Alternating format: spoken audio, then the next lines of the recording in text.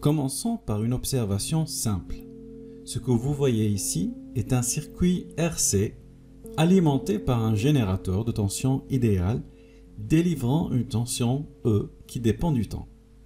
Prenons l'exemple où E de t est une tension triangulaire, comme vous pouvez l'observer ici sur cet oscilloscope.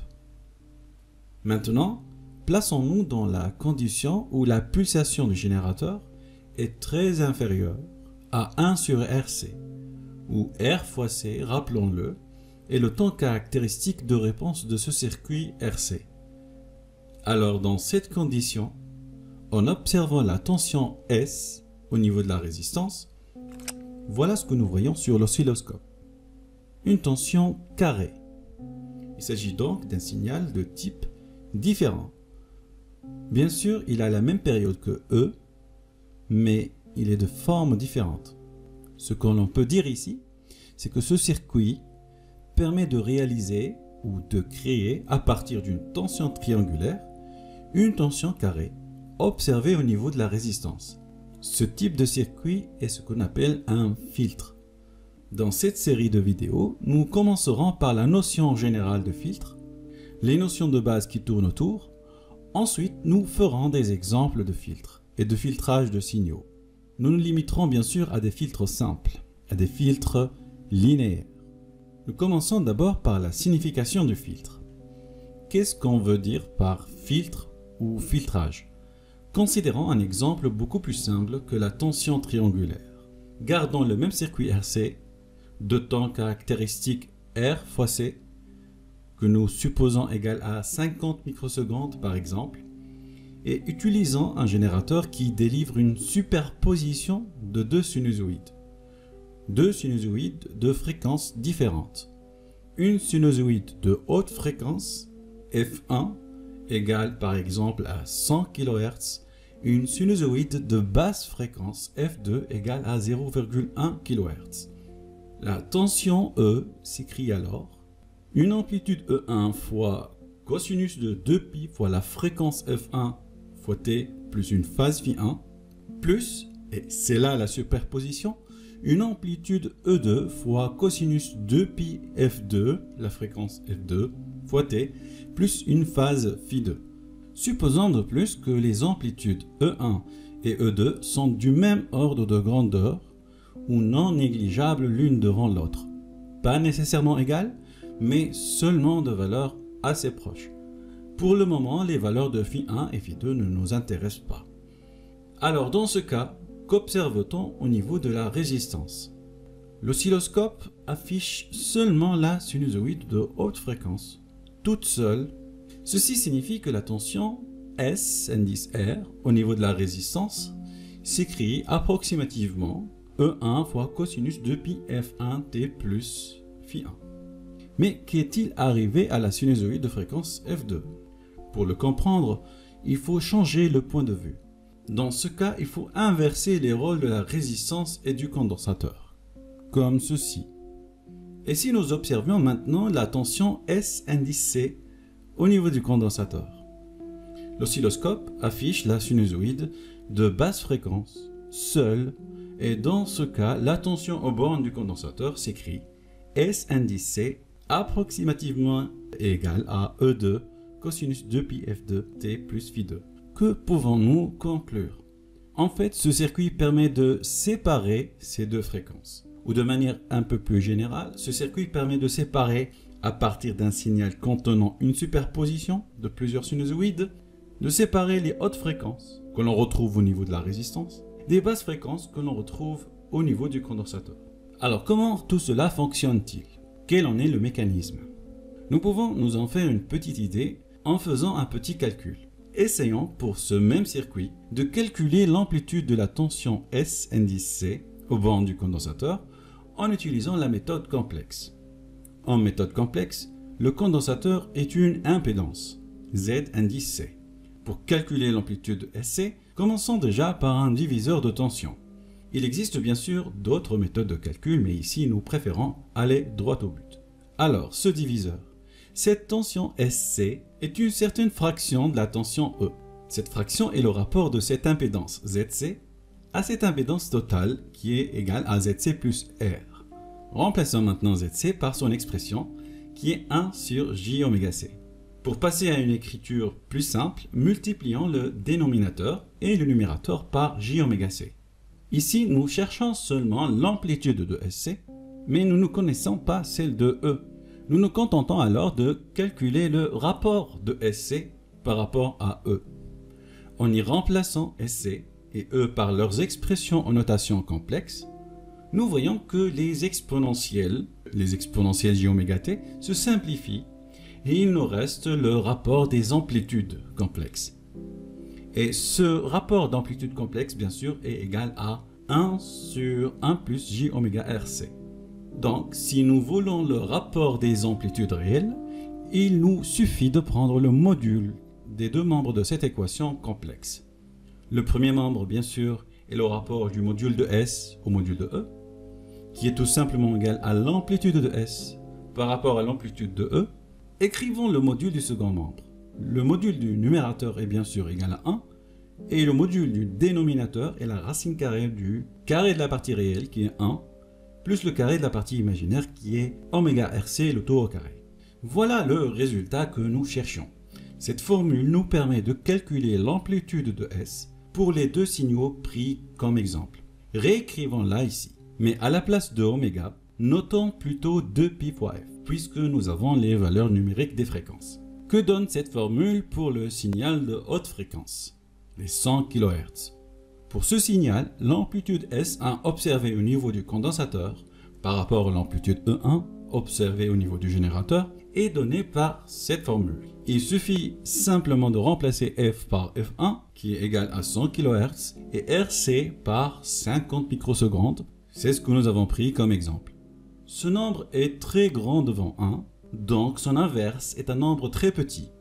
L'application numérique donne 0,03, signifiant que S1 est très petit devant E1. Ce qui explique pourquoi ce signal de fréquence 100 kHz n'est pas observé en pratique à la sortie du condensateur. Qu'en est-il pour le signal de basse fréquence? Utilisons la même formule, mais à la place de F1, on remplace F2 bien sûr. Et voilà ce qu'on trouve. Ce nombre est très petit, donc ce rapport est proche de 1. Ceci signifie que l'amplitude S2 est pratiquement égale à E2. Ceci explique pourquoi le signal à la sortie du condensateur contient pratiquement la sinusoïde de basse fréquence seule. Voilà, nous venons de confirmer par le calcul que le rapport de l'amplitude au niveau du condensateur à l'amplitude au niveau du générateur dépend de la fréquence, de sorte qu'elle soit nulle pour l'une et proche de 1 pour l'autre. Et ceci explique pourquoi certaines sinusoïdes sont observées au niveau du condensateur et que d'autres y sont absentes ou atténuées. Ce que nous venons de voir là est le principe de fonctionnement du filtre, mais aussi une méthode pour prédire ce que fait le filtre et consiste à calculer des rapports d'amplitude en fonction des fréquences. Ce qu'il nous reste à faire maintenant, c'est d'introduire quelques définitions pour organiser toutes ces idées. Alors, voilà les définitions. Qu'est-ce qu'un filtre? C'est un quadripôle, c'est-à-dire qu'il a 4 bornes, 2 bornes d'entrée et 2 bornes de sortie, entre lesquelles on définit la tension d'entrée et la tension de sortie respectivement. Les filtres que nous allons considérer sont des filtres linéaires, d'ordre 1 ou 2, parce que les circuits que nous allons étudier sont des circuits linéaires d'ordre 1 ou 2. Dans l'exemple que nous avons pris au début, le calcul du rapport de la tension de sortie à la tension d'entrée s'est avéré très utile. Ce rapport est appelé fonction de transfert et il est noté H. Nous verrons par la suite que la fonction de transfert dépend en général de J fois oméga dans son expression. Il est très intéressant de remarquer que la fonction de transfert est aussi égale au rapport des amplitudes complexes. Pour s'en convaincre, il suffit de remplacer S et E par leurs expressions en notation complexe. Les exponentielles se simplifient alors et voilà, H est bien le rapport des amplitudes complexes. De plus, dans l'exemple que nous avons traité, il a été utile de calculer le rapport des amplitudes réelles. Ce rapport des amplitudes réelles ici est appelé gain en tension et on le note G. Nous pouvons vérifier qu'il est égal au module de la fonction de transfert H. En effet, le module de chacune de ces amplitudes complexes est égal à l'amplitude réelle correspondante, tout simplement. Et voilà le rapport des amplitudes réelles, SM sur EM, le gain en tension, est égal au module de la fonction de transfert H que nous voulons définir. En général, la valeur du gain en tension dépend de la pulsation oméga. Nous pouvons le vérifier dans notre exemple de circuit RC, où S est la tension au bord du condensateur. Voilà ce que nous avons trouvé en calculant le rapport S sur E. Il s'agit tout simplement de la fonction de transfert de ce filtre. Nous avons même calculé le rapport des amplitudes réelles et établi ce résultat. C'est l'expression du gain en tension et il dépend bien de oméga. Donc voilà, ces deux grandeurs-là nous seront utiles pour l'étude des filtres. Dans cet exemple, nous avons aussi calculé ce rapport des amplitudes pour les deux fréquences, F1 et F2. Nous avons en fait calculé le gain en tension pour les deux fréquences, F1 et F2.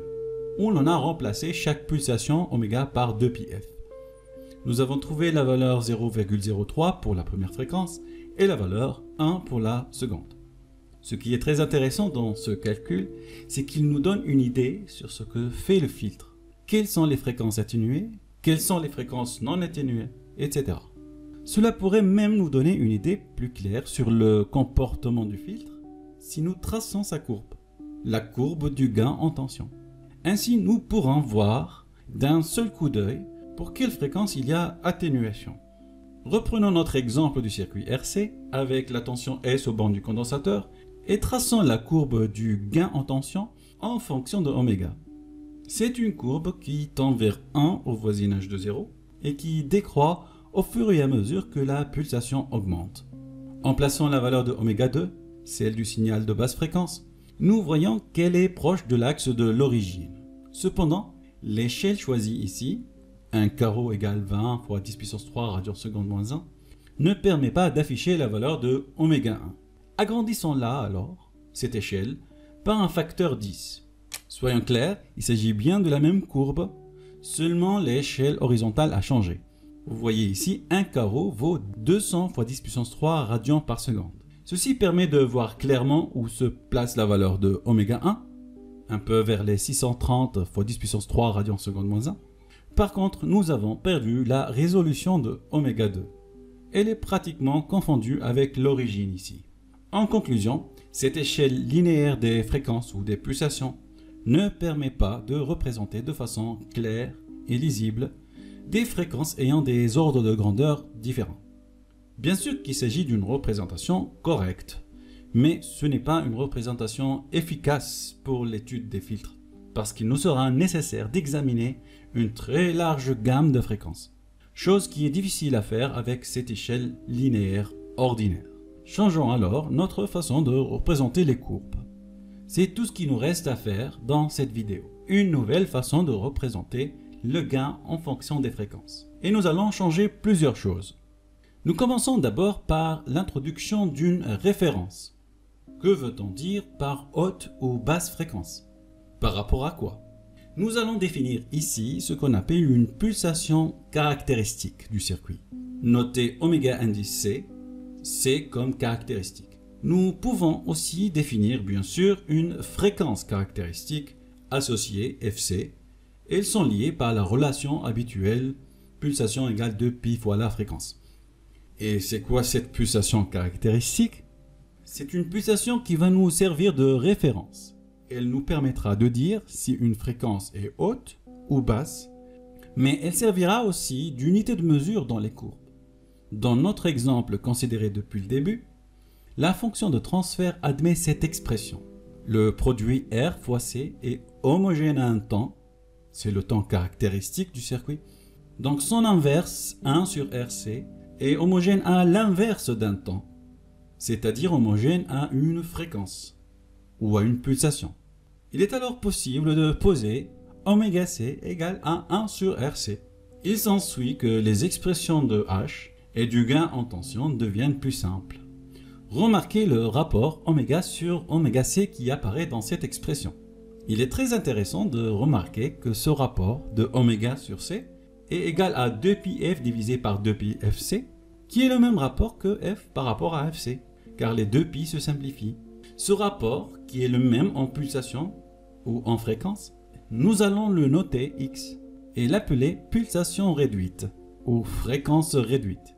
Et c'est la même chose. Il s'agit de quantifier de manière adimensionnelle la fréquence ou la pulsation. Et elle sera très utile dans la suite.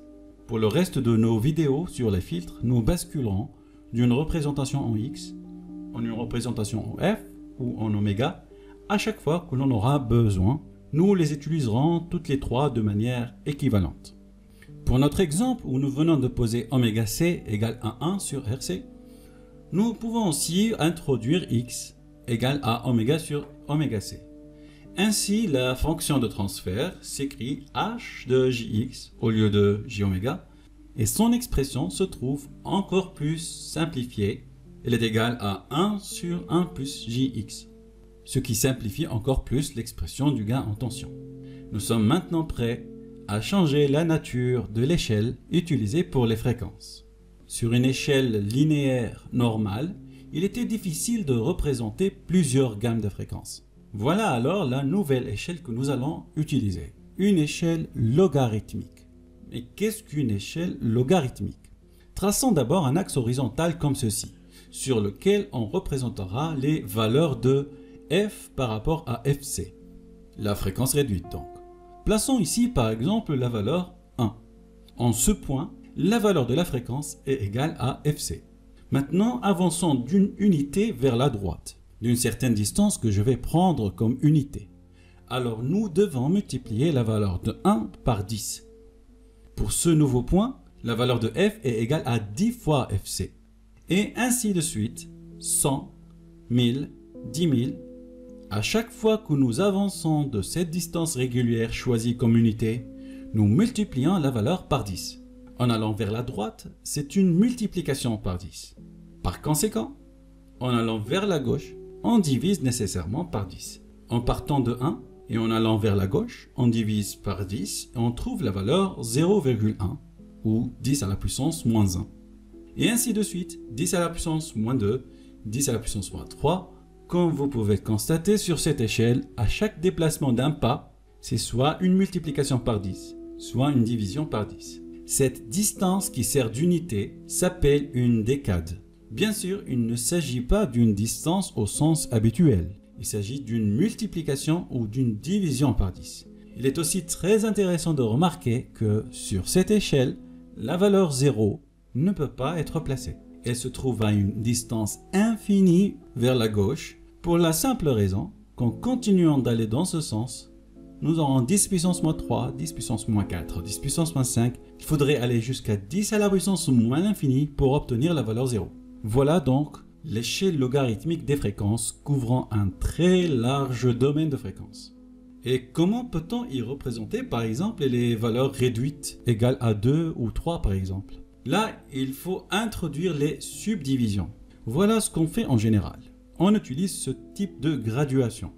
Et comme vous pouvez le voir ici, les valeurs 2, 3, 4, 5 n'y sont pas régulièrement espacées.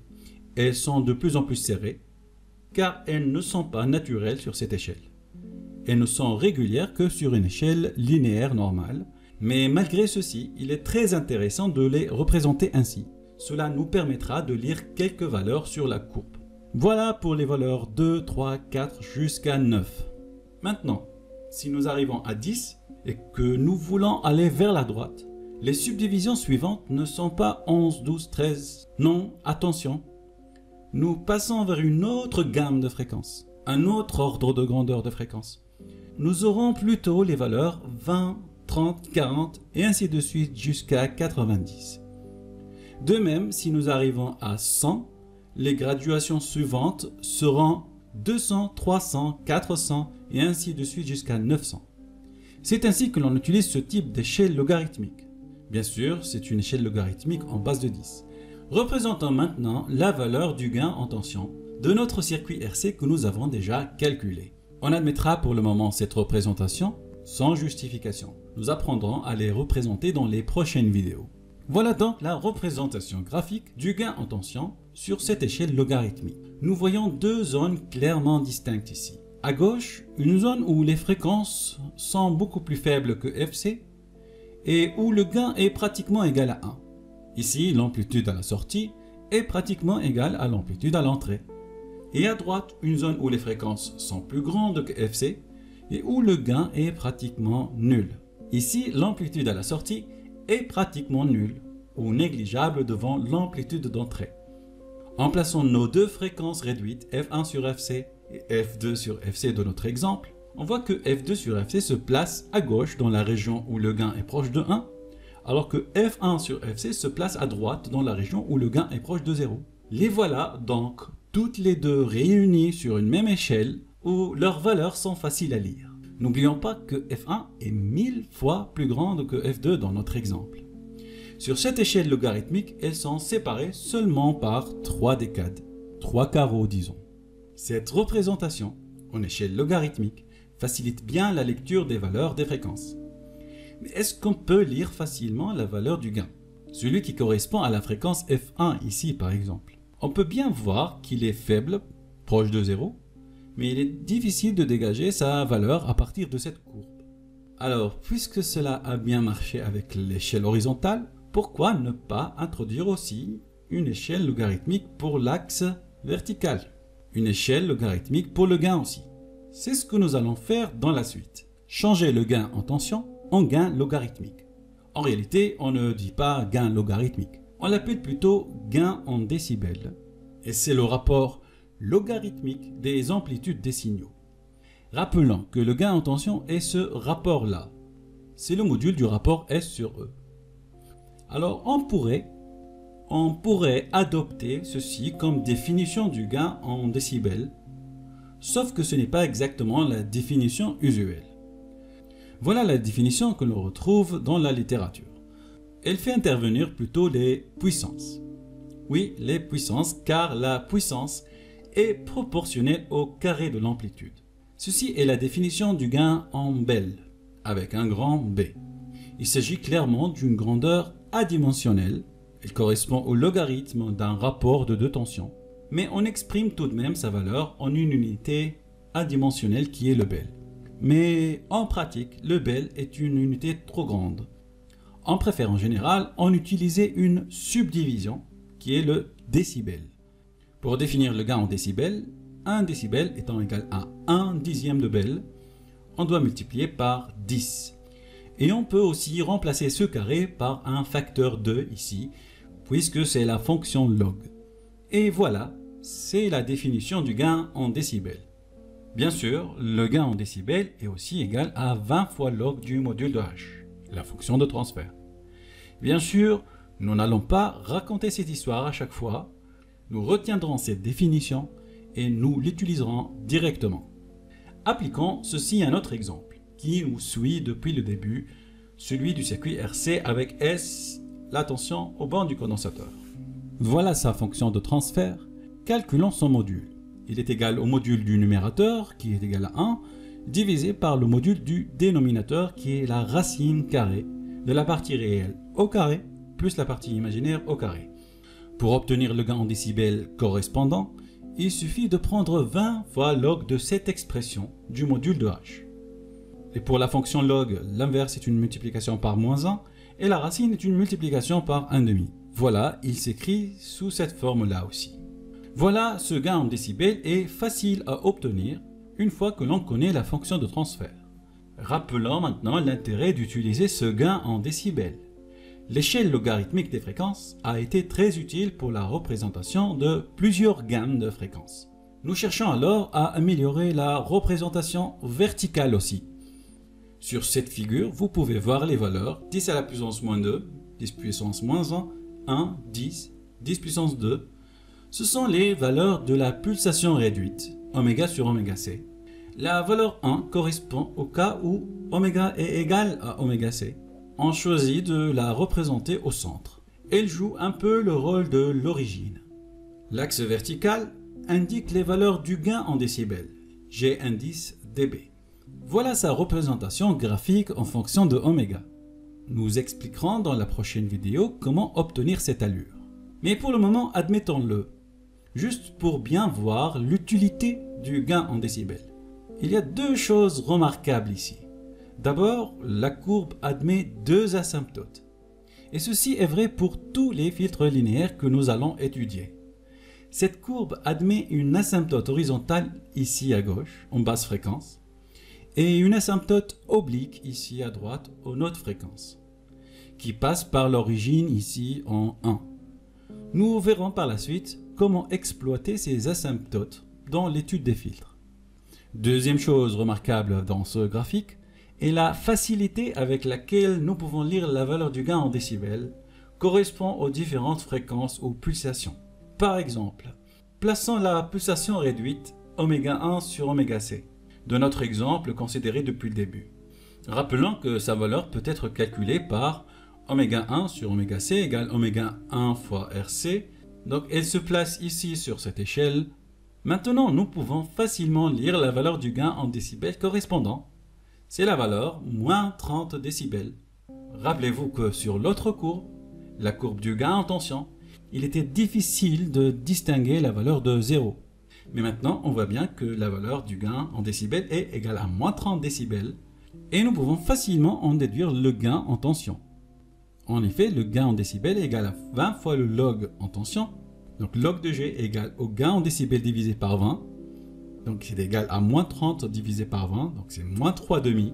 On déduit alors que G est égal à 10 à la puissance moins 3,5, qui est égal à 0,0316. C'est là l'avantage d'avoir une échelle verticale entre guillemets logarithmique. Bien sûr, en toute rigueur, l'échelle verticale n'est pas logarithmique si nous regardons les valeurs écrites ici sur cette échelle. 10, 0, moins 10, moins 20, c'est une échelle linéaire, oui, mais le gain en décibels, lui, il cache une fonction log. Il cache un rapport logarithmique d'amplitude et c'est la raison pour laquelle que cette nouvelle échelle verticale couvre une très large gamme de rapports d'amplitude, ce qui facilite la lecture des valeurs. Si nous plaçons maintenant la pulsation réduite ω2 sur ωc dans notre exemple, nous pouvons lire qu'il lui correspond un gain en décibels nul. Il lui correspond donc un gain en tension égal à 1. Voilà pour les définitions et les outils de base. Ce qui nous reste à faire maintenant, c'est de traiter quelques exemples de filtres. Mais laissons ça pour la prochaine vidéo. Et en attendant, vous pouvez vous abonner, partager, liker et activer la petite cloche pour ne pas rater nos nouvelles vidéos. Merci de nous avoir suivis.